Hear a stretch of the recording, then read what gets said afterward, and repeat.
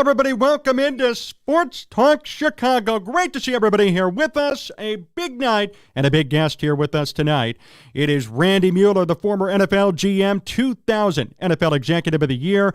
We're really looking forward to this one. We'll intro him in just a second. First, make sure you hit up all of our great radio and TV affiliates near the top of your screen. WKAN 105.5 The Ticket, ACTV, Cities 92.9 Talk FM, Jed TV, and WJOB. This is Sports Talk Chicago. Jon Zaghloul here with you. John Meadows directing and producing. Follow us all over at Sports Talk Chicago on social media. So, here he is, the 2000 NFL Executive of the Year, the host of the Football GM podcast, and the CEO of MuellerFootball.com. Great friend of this program, Randy Mueller, is here with us. Randy, great to see you. How are you?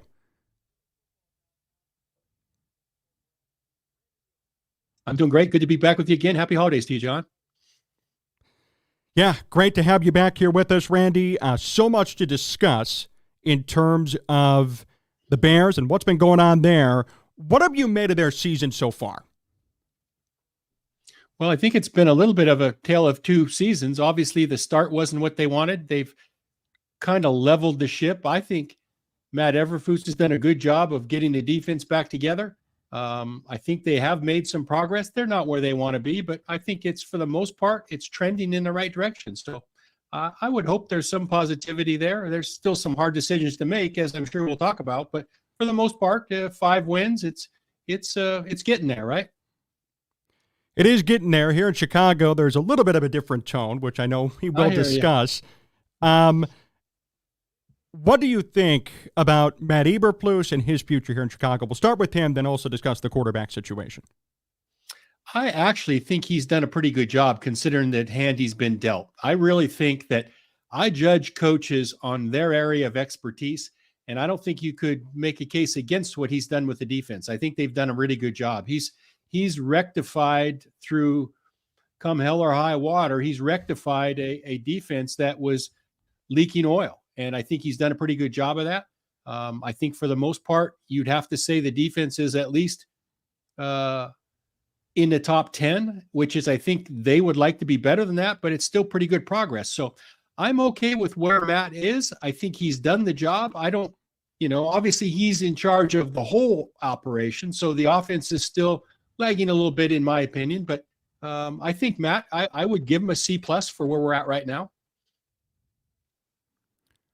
Do you think he deserves to be retained beyond this season? I think it's a bigger question than that. I think that all the other elements that are involved have to be considered before that decision is made. You've got to figure out what you're going to do with Justin Fields. You've obviously got to figure out if this offense is something that we want to do. But I do think he's worked well with Ryan Poles, or at least from 30,000 feet where I'm at. And I think that's that's not a given in this day and age with the relationships with GMs and head coaches. So I think that has been on the up and up. Hey, he's had to battle through a couple staff changes this year that you wouldn't wish that on anybody. So I think it is a job of fixing problems. And I think for the most part, he's fixed what he can control. That's for sure. How do you approach the whole Justin Fields situation? I think it's this. I think we know what Justin Fields is. I think there's enough evidence as to his skill set, as to what he can excel at and what he's still learning. And there's a bit of a work in progress. I think what you've got to decide really is what kind of offense you want to run going forward. Is this system of RPOs, play action passes, some of the things that he does well, is it good enough to get us where we want to get? That hasn't been proven league-wide. Now, that's not a referendum on Chicago. That's just league-wide. This RPO stuff is kind of a college-type system, other than Philadelphia, who's doing it pretty good. Maybe Indy was headed that direction. They were going to do it pretty good with Richardson until he got hurt. It has not been done to the level of, hey, this is a Super Bowl offense or this is a championship offense. So I think they've got to decide that. Once they decide what the offense is that they would like to run and what their vision is for that, then I think it comes down to an easy decision on, does Justin fit that or not? I think he's proved that he can do certain things that will make him valuable to somewhere who does want to run this offense. If it's not Chicago, it'll be somewhere else. What's your evaluation of him as a passer? I think it's improved some. I don't think he's there yet. I still see some misses, especially on balls downfield. I see a little bit of a work in progress as far as poise in the pocket. Now, you got to remember, this kid's been shell-shocked for the last 2 years. I mean, he got killed, as we all know, last year and really in a hodgepodge of offense the last 2 years trying to make it work. So it's not like he's been settled and can improve on his trade. He's had to operate by the seat of his pants. But there's no question he's not there yet as a passer. And that leads me back to what I just said. I think my belief, and this is just my belief, is that that player, that quarterback, has to eventually be able to beat teams from the pocket.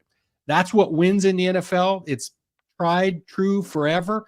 You've got to be able to make all the throws from a spot in the pocket. I can appreciate and respect all the athleticism and everything that he brings, but if they don't know after 3 years if he can be that guy, they probably have to restart the clock, and especially if they end up with the first pick, and that makes it a somewhat complicated decision, but an easier one in my opinion. I'm assuming that they're going to be okay with these quarterbacks that are coming out. I know I'm okay with a couple of them, kind of making my way through a third or fourth, but I think there's an answer for them there if they select another option. So how do you reconcile that situation? If you were Brian Poles, would you choose to progress with Justin or draft one of these quarterbacks? Who is the higher upside, according to you? Well, I think you have to. I've said this from probably week 5 on, John, is I think Justin Fields is auditioning for a job somewhere else. I'll be honest with you. I think that's the value now, is to get him where he can produce at a higher level and somebody likes what they see. I think Caleb Williams is too good to pass on. I really do. I think with the addition of being able to reset the salary clock to start over in a rookie contract, which allows you to, as we know, to do some other things and not have to pay a quarterback a giant number. I think that with the skill set and the production that Caleb Williams has had, I think I would have a hard time passing on that regardless. How do you feel about the supposed character issues that come with Caleb Williams? I don't give it a lot of thought. I think people are nickel and diming the kid. I think he's a good kid. I've done a little bit of research myself. I've talked to some scouts. I've talked to some other people. That part doesn't bother me at all. I'm not going to make a big deal out of him jumping in his mom's arms after a loss that, really was the end of his season and probably his collegiate season. So I understand the pressure that these players are under. Hey, it happened. I live in Seattle. It happened to their quarterback when they beat Washington State the last week. This kid put his head in a tent and cried as well, and they won. So these guys are not only now the face of their team, but they're the face of cities too. So that comes with a lot of pressure. So I don't see the downside in the character stuff with Caleb Williams. I see a guy that's been a one-man band at USC this year especially and has carried the load. I think he can make all the throws. I've watched enough tape to where he wows me, I'll be honest with you, John. There's some things he does that I just shake my head, and I really enjoy watching him. So I think he's that good. I just don't think these guys come around every other year where you could pass on a guy of that talent. Now, that's not to say there won't be other options at the end of this evaluative process. I don't happen to be a Drake May guy, so I don't love that. But I know there's a guy at Michigan that's kind of raised his level, who if he has a good playoff week, another 2 weeks against a Nick Saban defense, and I'm talking about J.J. McCarthy, he might be up in this rarefied air to be option as well, be an option as well. Randy Mueller, former NFL GM, here with us on Sports Talk Chicago. Randy, from a Ryan Poles perspective, is he in a position to have to draft a quarterback in order to worry about his job?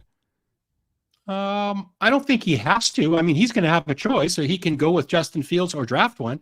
For me, I would probably, if I have the first pick, I would probably select the Caleb Williams route. That seems to be more to my liking. Doesn't mean that I'm right. Doesn't mean that we can't win with Justin Fields. I don't think he can be influenced by any outside sources. He's got to do what he thinks is right. I don't know, Ryan. I'm not here to say he's a good evaluator, bad evaluator. I don't know that. I think we've got to find out. because I think some people do evaluate quarterbacks better than others. And that seems to be an area where a lot of people struggle with and miss. We'll see. He's got a tough choice. He'd be entering year 3 of a rebuild.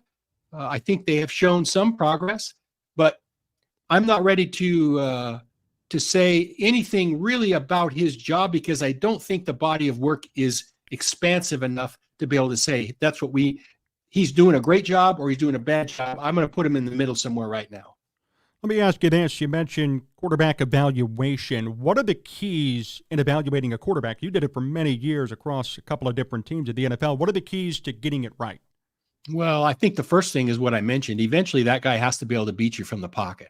And in that, again, is not my opinion. That's fact, and it's been proven that way. Yep. I think to do that, you have to be able to process information, and it is a garbage in, garbage out world for these quarterbacks. They got to take a lot in on a weekly basis, on a game plan basis, on a series, and on a play basis, play by play, a lot of information. So they have got to be bright kids. And so you've got to have a guy who can process the information, and then you've got to have a guy that has accuracy and has some anticipation so that he can throw sooner than later. The big jump these college kids have is they're throwing to wide open kids, wide open receivers, wide open targets in college. You don't get those big windows in the pros. So you have to throw people open, and you have to anticipate where they're coming. And I think Justin's, trying to find his way there too. Those receivers aren't open. And sometimes it's the receiver not separating. Other times it's the quarterback not anticipating. Sometimes that quarterback's also running for his life. So there's a lot of complications that go into this. But those are the things that I've used over the years, and they've been pretty tried and true. You've got to be able to make all the throws, obviously. You got to be able to process. You got to have accuracy, and you got to have anticipation. Those are the number 1 through 4 that I would look at for a quarterback. Have you ever faced a situation like Ryan Poles is facing right now as a GM, where you have this quarterback you might have drafted, you might have inherited, it's his 3rd or 4th year, maybe his 5th year option, and then you have the option to draft a top quarterback? Have you ever faced that? And if you did, how did you handle it? Yeah, no, I have not. Again, I think the way to handle it is to your vision. You're going to have a vision of what you want to be offensively for the long haul. I would think the coach and the GM are in it for the long haul, and they've got to decide what they want to do offensively that makes them successful. And sometimes that's determined by the other people around the quarterback as well. But once they do that, they'll know who the best fit is for that. And I think when you have the first pick, you've got to kind of take that into consideration, because not only would you have the first pick, and let's just say Caleb Williams, you're going to get something if you move Justin Fields. And it might be more than people think, but you're going to get something. You also have another pick, which is your own pick, that might be a top 10 pick. So it's not like the cupboard's bare. You're going to have a chance to add some other pieces to the team. So I think it's a good position, to be honest with you. I mean, nobody wants to win 5 or 6 games, but they're in a pretty good position having Carolina's pick, and should be credited for the deal they made last year. Do you think Luke Getsy's going to be safe at offensive coordinator? You mentioned the direction the offense goes in. Does he bear any blame for what's been happening this year in Chicago? Well, I think he has to. I think the system means everything, right? And I've seen enough to know that it varies depending on week, what you're going to see. And not only that, the execution varies as well. And a lot of that falls on the coordinator. I think, again, it depends on what Matt and Ryan's vision is for this offense. They've had Luke now for a couple of years. They understand what he wants to do. They also understand what he's doing. And I guess my question is this what we want to do, or is this what we're forced to do because these are things Justin Fields can do? I don't know the answer to that. Let me ask you this, and this has come under scrutiny over the past couple of years, even with the Bears, according to some reports. How much did public perception, if at all, influence your decisions as a GM? It didn't influence at all, I'll be honest with you. Maybe I'm an idiot, but at some point, I tune it all out. I got to do what's right for us. And here's the part that public perception doesn't take into account. They don't really know what you're looking for. They think they might, but they don't know what you're looking for. They don't know that vision. And that goes with any position or any position group in the building. They don't know what we want.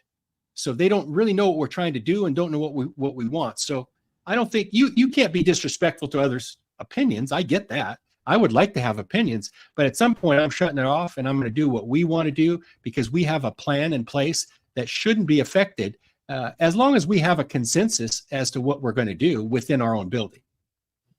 Has there been a time where there hasn't been a consensus, and how did you handle that? There's been many times when we didn't have consensus, and here's my feeling on that. And I think it's benefited me greatly throughout my career. If we're not going to agree, if you see something, John, that on a certain player and I see something a little different, here's my thinking. We're going to go a different way. We're going to pick a route where we both agree on. And that way it builds consensus, because if I pick somebody you're kind of lukewarm with, or if I think we need to do this and you're not 100%, I want you to say so, because we're going to find a happy medium that we can both live with and that makes sense. And we do build a consensus. I always said it for years. None of us are smarter than all of us. So we got to work together on all these things. And that's why you have a staff. That's why you have a personnel department. I'm a big consensus guy. I want to build consensus for the most part. And I think that keeps everybody on the same clock of developing players and understanding our vision for what we want. Kind of like the Carolina situation. I'm curious then, based on that answer, how did you react when all that news came out? With regard to the quarterback being picked, or with the Frank Reich being let go? Kind of both of it, because Frank Reich got let go, and then the reports came out saying that there was a bit of a clash in terms of who they wanted at number one, Bryce Young or C.J. Stroud. Well, that's a struggle for me. I mean, I wasn't the Bryce Young guy like everybody was. I think 5'10", 180 pounds is problematic. Maybe I'm too old school. And I understand what his skill set was and is, and his intangibles, I think, won a lot of them over. But at the end of the day, he's still 5'10", 185 pounds. And you're going to have to build a different team around a quarterback of that stature. But I hear what you're saying, in that what was our goal when the season started? Was it to win games, or was it to get Bryce Young into year two? Was it to develop him? Because if we're all in on developing him, we're going to lose some games. That's a fact. So I just don't know which lane was picked when the season started, and if the losing changed the lane of the owner there. Randy Mueller still with us here on Sports Talk Chicago. Randy, a few more questions before we let you go here today. If the Bears do go in a different direction for head coach, what do they need? They tried the offensive route, Matt Nagy. They went back to defense with Matt Eberflus. What do they need to get this hire right, assuming they go down that road? Who's going to be the quarterback? That'd be my first question. You can't fill that role in a vacuum. You've got to answer it all together, and the plan's got to be more inclusive. If we're going to have a new quarterback, it's going to be I would prefer that the head coach have his hands on the quarterback and develop him himself. We've gone, like you said, the defensive route. I want to find a guy who can, one, manage the quarterback, and two, manage the game. And I think that's easiest done from an offensive coordinator standpoint. And then, Brandy, what about the hiring process, too? Well, what does that look like as a former GM? How do you go about evaluating and hiring your choice at head coach? Well, you've got to set a clear criteria. I don't know what the Bears' criteria would be. I don't know Ryan Poles enough to know how he feels, but that criteria has to be process-oriented. You can't fall in love with sayings or charts or PowerPoints or anything like that during the process. Again, I'm not saying they did or anybody has, but I've been in a few of those interviews that can sway you if you don't have a clear picture as to what you want. I think there's so many things involved in finding the right guy, the relationship with the quarterback, the relationship with the GM, his vision for building a culture of some kind. What are his beliefs in that? I don't think a coach can change culture. I think the culture is controlled by your players. So the kind of players you bring in, you have to be on the same page on that with that regard as a team builder, in that we want these kind of guys because the culture is going to be there longer than we are. Kind of like you see the Steelers have, until recently, the same culture the whole time through. They have it in Seattle for the most part, the same culture during all Pete's years there. So there's no clear-cut way to hire a coach. I think you've got to explore it, but I'm a relationship guy, and that's going to really matter. Randy, thank you so much for joining us. So much great insight. We always love having you. Just great to catch up, and looking forward to the next time we chat as well. Thanks, John. Happy holidays. Thank you, Randy. We're going to be right back here on Sports Talk Chicago. So much Bear stuff to get to. Stay with us and stay tuned. We'll be right back. Sports Talk Chicago, Jon Zaghloul. We are back at it, segment 2 here on today's program. Appreciate everybody hanging out here with us. Another special shout out to Randy Mueller, former NFL GM, 2000 NFL Executive of the Year. He knows a thing or two about quarterbacks and GMs, head coaches, and everybody debating. Well, we got to hear somewhat from the horse's mouth about how that stuff usually goes. So he is very insightful. Give him a follow on Twitter. It's at Randy Mueller with an underscore at the end. That's the 10th time he's come on this program. We love having him on every single time he makes the time. Sports Talk Chicago here. Jon Zaghloul, John Meadows directing and producing. You miss any of this show, hit us up, sportstalkchicago.com, all the great podcasts we have over there. You can hit us up also on all of our great radio and TV affiliates. We're live all over the place. WKAN 105.5 The Ticket, ACTV, Cities 92.9 FM, WJOB, and Gen TV. 2 segments to go. Randy was fun. We have a lot to discuss in terms of Bears football.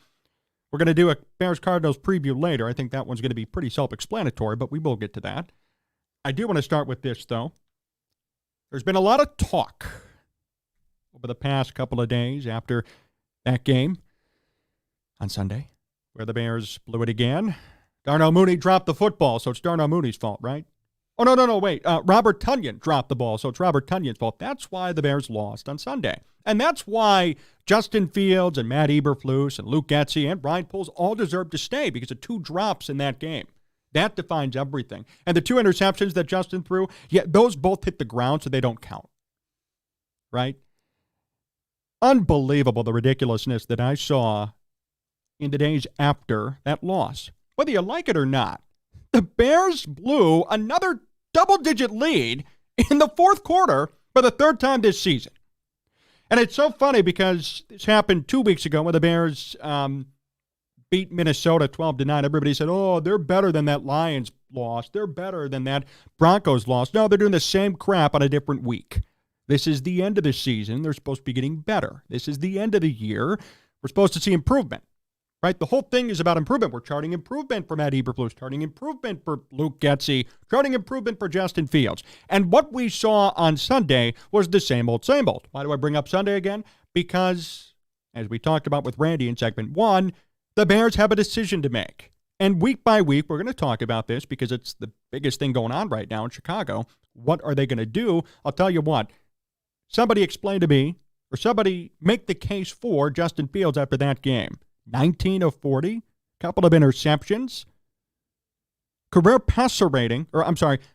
passer rating in the fourth quarter at 62.9 in the fourth quarter.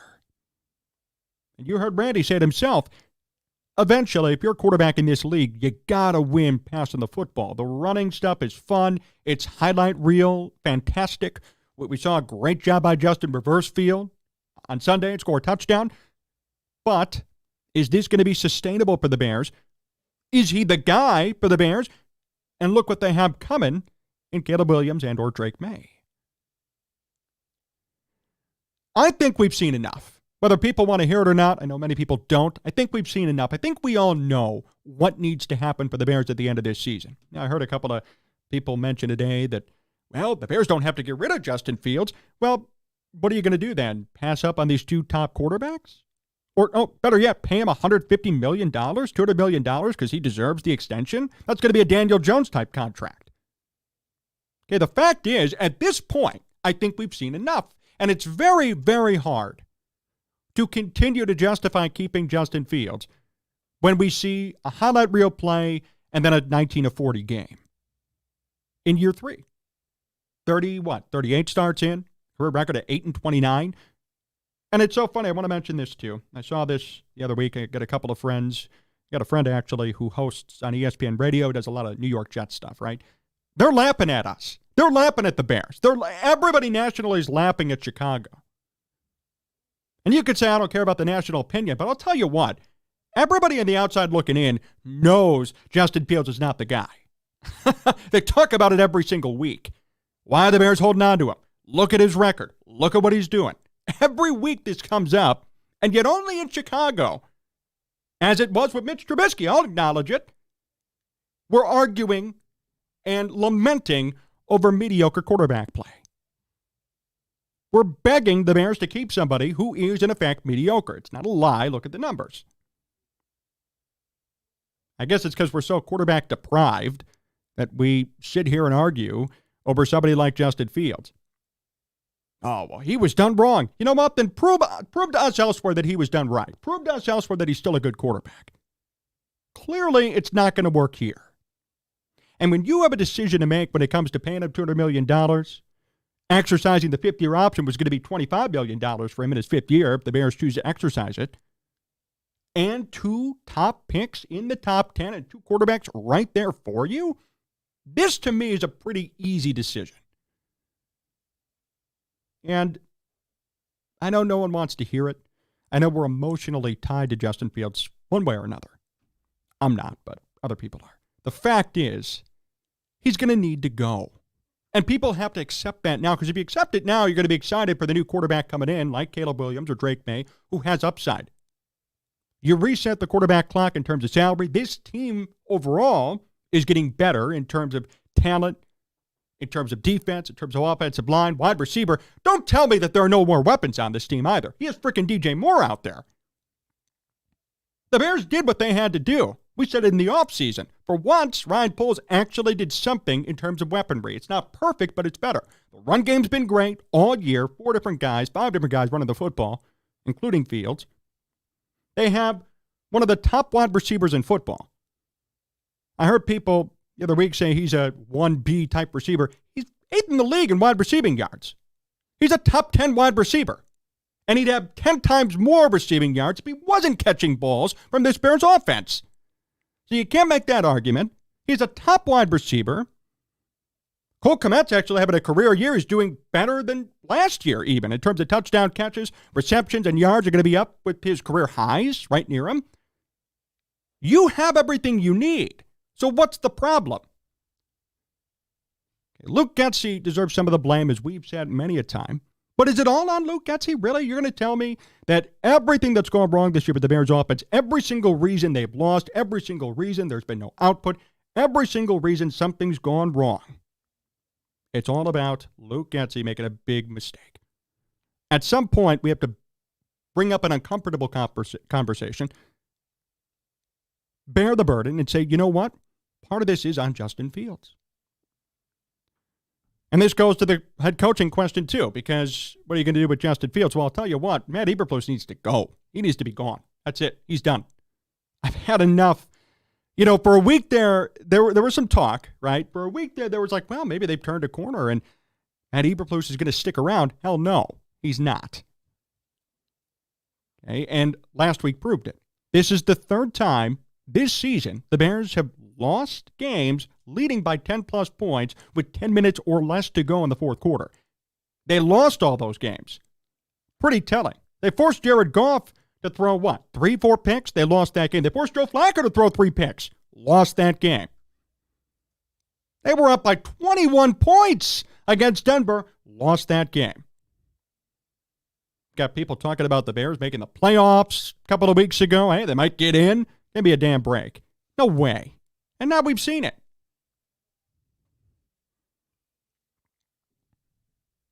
I'm so sick of just this media spinning and this narrative that keeps getting pushed week in and week out for certain people to eat up and regurgitate. I'm done with it. Okay, we've been honest and we've been true to our opinions from day one. Matt Eberflus has had a fire under his ass from week 1 of the season. And it's only gone worse and worse. I mean, people wanted to perceive and feel that it was getting better and better over the past couple of weeks. It wasn't. And this week proved it. There is no improvement if you do the same crap you did in week 3. This past week, we're late in this season. There's no improvement. He sucks. It's been worse and worse. He needs to go. And I'll tell you what, Justin Fields is going to be behind him, whether you like it or not, because I'll propose this to you. You're a head coach, right? You're a candidate interviewing around all these different places. You come to the Bears.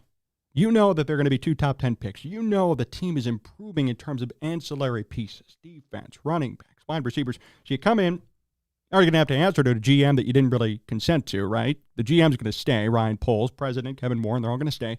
And you come in and Ryan Poles says, we love you, we want to hire you, but you have to stick with Justin Fields. You have to stick with this quarterback, whether you like it or not. How many people do you think are going to accept the job or even accept the offer, right? Very few.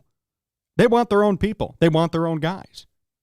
Firing Eberflus and Getsy and keeping Fields is not going to lead to any sort of conclusion or betterment for this team. They either all need to go or all need to stay. And if they all stay, expect another subpar season next year.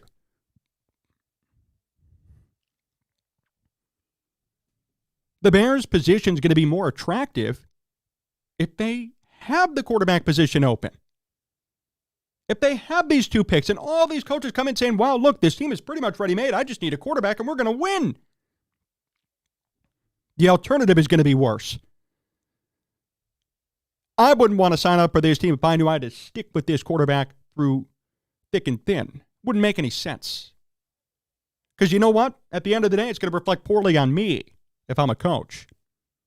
If I'm Jim Harbaugh, let's say, probably won't happen. Let's say they hire Jim Harbaugh. He walks in and he sticks with Justin Fields, and then they don't win anything for 2 years. Well, that's going to reflect bad on Harbaugh, right? Because he's the head coach. Oh, yeah, it's his fault, it's his fault, it's his fault. We're going to still have Fields fanalists out here yelling and screaming that it's not Justin Fields' fault. And then Harbaugh's probably going to get fired. And then what? We're back to square one and it's Justin Fields? Come on. In order for the Bears to get the best pool possible from coaches, they're going to have to get rid of Eberflus and Getsy and Fields. And even Randy said it, the GM, right? Fields is auditioning for another team, and I think he could succeed in Atlanta. Probably where he's going to go. I mean, they have Taylor Heineke starting the past couple of games. Desmond Ridder is officially a bust. They said it. He could go to Pittsburgh, go beat out Mitch over there, right? He could go to a number of different places where he would probably be welcomed with open arms. Maybe Minnesota. What are they going to do with Kirk Cousins? Josh Dobbs isn't the answer. Nick Mullins is certainly not the answer. Maybe over there. There are going to be situations for him to sign a one-year deal, maybe a one-year $10 million, one-year $15 million deal, audition, earn the spot rightfully, and win. And then we could see, come this time next year, is he really a superstar? Are the Bears really doing him wrong? Or is he just an average quarterback with good athleticism? We're going to know. But I'll tell you what, I am not comfortable sticking with an 8-29 career quarterback. I am not comfortable sticking with a head coach that is literally the worst head coach in Bears history by record. Not a lie. Go look it up. Or a head coach in which we have to celebrate a 2-game win streak. How damn pathetic is that? These two are both going to have to go. They're both on the hot seat. They're both in trouble. And this weekend proved it. And that's the point. This weekend proved it. Everybody thought delusionally that they were going to make the playoffs, that things could get better, that things are on the up and up. No. Matt Eberflus, Justin Fields, Luke Getsy, this team proved to us again that we've seen enough. They imploded again in the fourth quarter to Joe Flacco, who's 38 years old and can barely walk. That's enough for me to know that Matt Eberflus and Justin Fields need to go. We'll be right back here on Sports Talk Chicago. Sports Talk Chicago, here with Jon Zaghloul. Great to have you all here with us. John Meadows directing and producing. We're live on all of our great affiliates, WKAN 105.5 The Ticket, ACTV, JED TV, WJOB, and Cities 92.9 Talk FM. If you missed any part of today's show, go back, find the podcast, sportstalkchicago.com, or any one of your favorite podcasting platforms. We're also live on YouTube at Sports Talk Chicago. Subscribe to the channel. Hit that like button on this video. We appreciate all of your support. What a great show today. Talked about the Bears. We're still going to talk about them, give you a modified preview of how this game this weekend should go. Randy Mueller, segment 1, former NFL GM, 2000 NFL Executive of the Year. I'm telling you, if you missed that segment, just go back and listen to that alone. Unbelievable insights from him about what the Bears should do, how the hiring process goes, what they should do in the draft. I mean, so much good stuff in there. So make sure you find that and hang out with us there too. So the Bears take on the Arizona Cardinals this weekend. Sounds like a big, exciting primetime, barn burner type of a game. Cardinals this year are in worse position than the Bears, actually. They're in really big trouble. 3-11 on the season. Jonathan Gannon in his first year. He's had a mishmash of quarterbacks, and they're stuck with the big, inflated, and undeserving contract that is Kyler Murray. So Kyler Murray's going to be starting at quarterback this weekend. James Conner, averaging 5 yards per carry, actually. He's been doing pretty good. Usually he's on the hook for 3.7 to 4, having a better season this year. What are the Bears going to do in that game, and how will they perform? I am, ironically enough, expecting a Bears win. I really think that they're going to be able to pull it off. I think that they're going to find a way to win this game, and I also think that people who watch them perhaps dominate are going to start the chance of Justin Fields and Matt Eberflus have to stay because they beat one of the worst teams in football. Nevertheless, I think the Bears are going to win this game. Arizona is just such a mediocre franchise, and they have so many issues, too. Last year, went through a big change, got rid of Steve Keim after he took a leave of absence. He ended up getting fired. Fired their head coach, brought in Jonathan Gannon. Kyler Murray, they're stuck with him, and he's had 4 touchdowns and 4 picks in 5 games. Talk about yikes. Their defense is one of the worst in football as of this show. 31st out of 32nd. They give up 27 points per game. Their offense, though, is only averaging 18.5.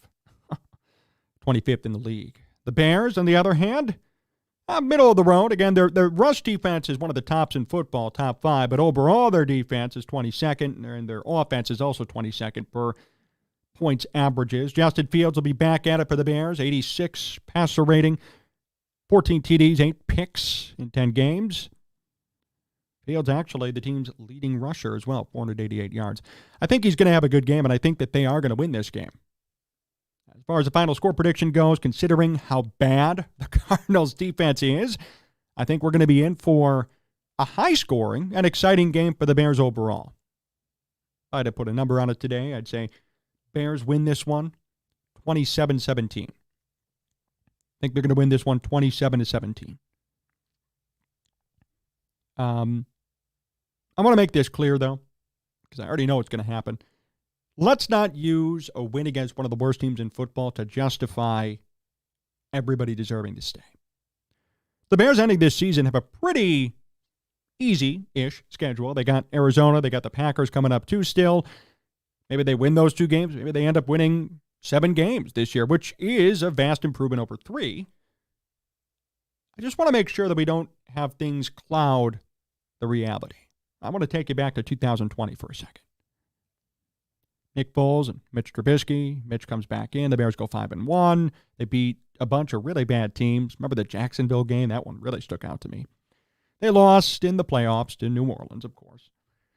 And then Mitch Trubisky was cut loose. And some people were like, why? Well, they went 5-1. Well, the Bears said at the time, again, it was Nagy and Pace, but they said at the time, well, he kind of faced bad competition down the stretch. The numbers were inflated, and he had to go. It's his fault. Then Matt Nagy and Ryan Pace were concurrently fired a year later. Point being, let's not have that happen again in 2023.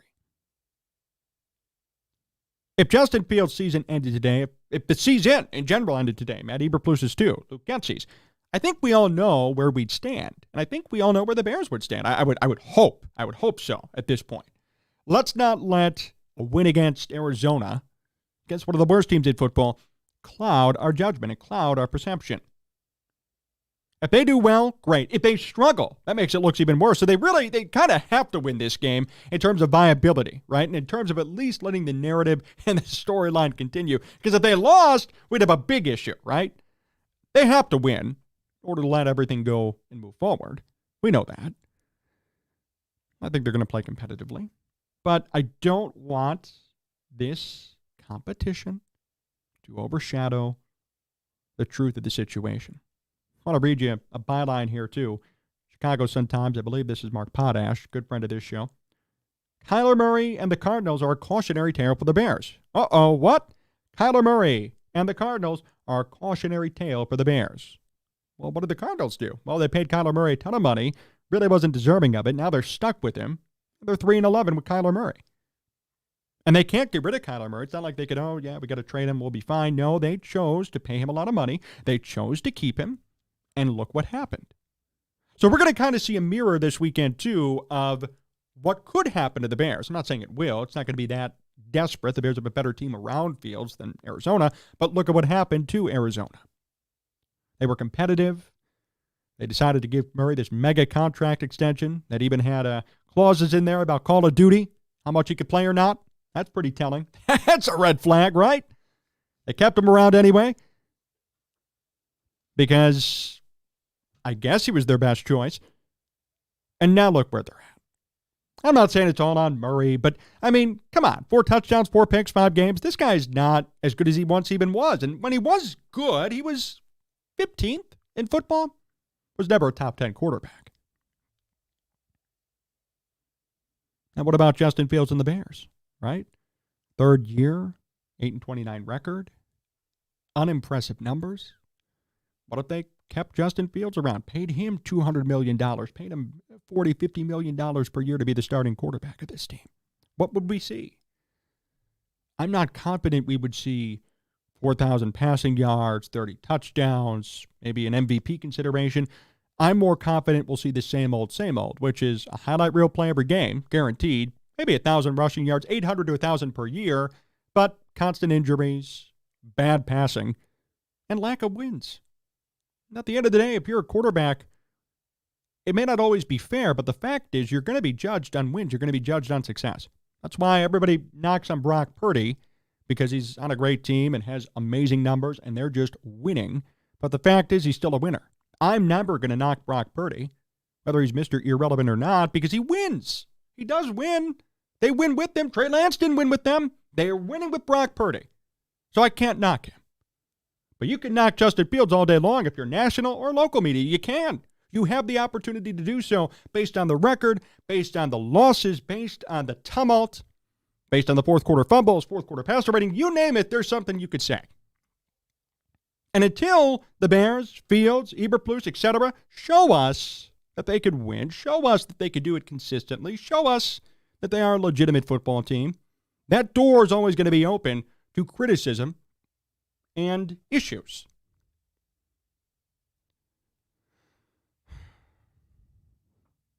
Justin Fields is not an elite quarterback either. That's not controversial. I mean, you look at his numbers, you can't say he's an elite quarterback. We got people saying he's elite. So I think all around this game's going to be interesting. It's going to be more interesting than, oh, yeah, the Bears are going to steamroll Arizona. No, there are going to be a lot of mini storylines that we're going to be able to look at and observe and see on Sunday. We're going to see a potential mirror with Kyler Murray and the Cardinals, a cautionary tale, as Mark Potash wrote. We're going to see, I would hope, moderate success, but that shouldn't cloud our judgment. Maybe we'll see moderate failure, and that's really going to cloud our judgment. It's the opposite of it. I think there are a lot of things that we could be looking forward to this weekend. And I'm looking forward to the game. We're going to have it live here on Sports Talk Chicago, so you want to make sure you hang out with us here on the video chat here on YouTube. Going to be live for calling play-by-play and reacting to your comments and commentary. I just think that there's a lot that's going to be on the table.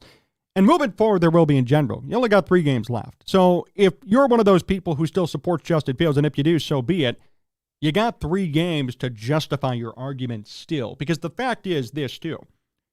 If you're still having to argue your position, that means it's not solidified or identified.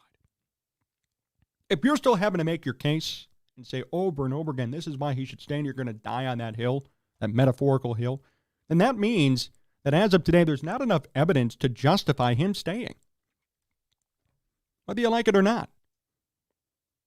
The louder you get in terms of your argument, the more insecure you are about Justin Fields.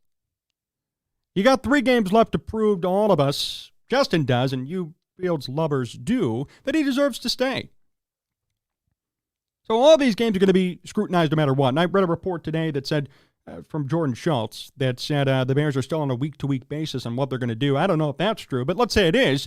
Then every game's still going to matter. 2 Eberflus, 2 Fields to Getsy, to all of us. Because if it's still a week-by-week thing, that means that anything could happen. What if the Bears went out? You know, what's going to happen there? So we have to follow this game, and we have to see how it goes, the rhythm, the tempo, the pace, how everything plays out. And then we're going to have to compare that over these last 2 games and look at the whole body of work when the end of the year comes and everybody evaluates what the Bears should do. I know the emphasis is going to be improvement. We got to look from game 1 to game 17 and compare. The whole body of work has to be considered for Fields, for Eberflus, for Getsy. Everything has to be put up and scrutinized. So even if the Bears win out these last 3 and they beat teams like the Cardinals, right? Well, we're not going to forget that Browns game. We're not going to forget the Lions game, the Broncos game, or last year. We're not going to forget any of that. Just because they went out against a few bad teams down the stretch, hey, that's exciting, great. No. Everything's going to have to be on the table. I just hope the Bears and Ryan Poles chooses wisely and makes the correct decisions. And it all starts, or it continues this weekend. Ryan Poles said indirectly, it was a report on NFL Network, that the way they're going to be judging Justin Fields is, can this guy win us a Super Bowl? Because if he can, then there's no point in looking at the draft for another quarterback. Why would you? I wouldn't even advocate for it. If you know, if you have Jalen Hurts, right, why are you going to go look for another quarterback? Maybe a bad example. He's having a bad year. But Brock Purdy, Justin Herbert, right? Pat Mahomes, if you have a good quarterback, there's no need to look around. The Bears have 2 top picks. And the question is, can Justin Fields win you a Super Bowl? Answer honestly. And here's an auxiliary question. Does Justin Fields deserve $200 million? I saw people today bemoaning that. Well, he doesn't need to be paid that next year. No, but he's eventually going to have to be paid that if you want to really keep him long term. And why would you pass on 2 top quarterbacks? Just stick with Fields and ride it out. That means you're going to have to keep him, right? Or we do this whole thing over again in year 4, and then at the end of next year, cut him loose anyway. And then there are still going to be people crying about the fact that he's gone. So you'd rather rip off the Band-Aid now, especially when you could have a head coaching vacancy, and there are going to be a lot of coaches who want this position. And that's true. Been reports saying that all year, that people are actually monitoring the Chicago situation. When's the last time somebody said, I actually want to coach the Bears? I actually want to be here. It's because Ryan Poles, to his credit, hasn't been perfect, but he's been good enough in terms of making this an attractive destination. Oh, wow, we just got DJ Moore. Oh, wow, Montez Sweat's turned out great. We signed him to an extension. Oh, look at our defense. It's gotten better. Our offense shows promise. If we got a quarterback and a good coach and they can mesh, this team could win 10 games, and I think that's very true, if not even more, down the road. That's going to be the key. And that's going to be something that we're all going to be monitoring. So, yeah, the Bears will win 27-17, but there are a lot of underlying things that we're going to have to be monitoring and looking forward to this week. And again, I advise all of you want to hang out with this great community. We had 4,000 people join us last week on our live stream here on YouTube. Make sure you find us on YouTube at Sports Talk Chicago. Hit the like button and join us on Sunday for the game. We're going to be on at game time, live streaming. John Meadows directing and producing, and myself. So you're going to want to tune in here for that. And with that, we're going to wrap up today's show. I want to shout out a big thank you to Randy Mueller for coming on and joining us, the 2000 NFL Executive of the Year, former NFL GM, John Meadows directing and producing, and all of you for tuning in. Follow us all over at Sports Talk Chicago. Subscribe to our YouTube channel. Big thank you to all of our great affiliates to WKAN 105.5, The Ticket, ACTV, Gen TV, WJOB, and Cities 92.9 Talk FM. Appreciative of all of them for airing us every single week. A lot of Bears stuff coming. Keep it here. We tell you the truth. We try to, at least. Keep it here to hear the truth about this team instead of fanalism. That's a new word. Fanalism. Embracing the airwaves all over the place. No spin here on Sports Talk Chicago. Appreciate you guys. We'll see you next time. So long.